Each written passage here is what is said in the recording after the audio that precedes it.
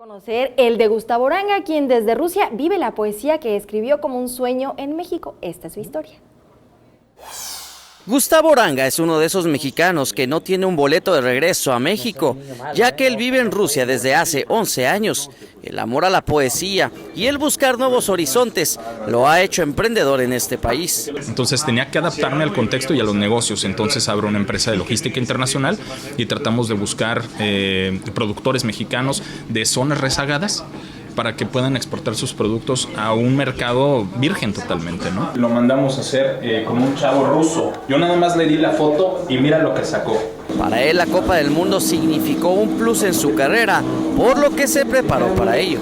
Generamos este pequeño espacio, una pequeña cantina duranguense. Haz de cuenta que estás en El Salto, Pueblo Nuevo, Durango, y te metes a una cantina y pues tenemos aquí que las micheladas, que la cerveza, que los burritos, que son el valor agregado siempre en Durango. Y empezar a extrañar ciertas costumbres de nuestro México lo hace ser imposible de olvidar, pero el amor por Rusia es algo que ya no puede él abandonar.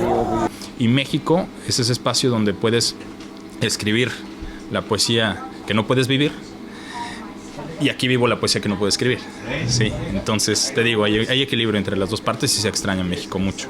Y bien para aquellos que tienen un sueño por alcanzar, pero también los miedos se los impiden, bueno, Gustavo les aconsejó lo siguiente.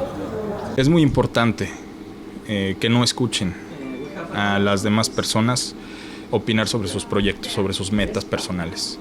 A veces nos gusta hablar de más. Es mejor ser dueño de nuestro silencio que esclavo de nuestras palabras, y muchas veces sucede que al platicar de más, la gente nos empieza a meter ideas, no, ¿para qué? No, ¿por qué? ¿Y por qué sí? ¿Por qué no? Y así, y empiezas a juzgarte.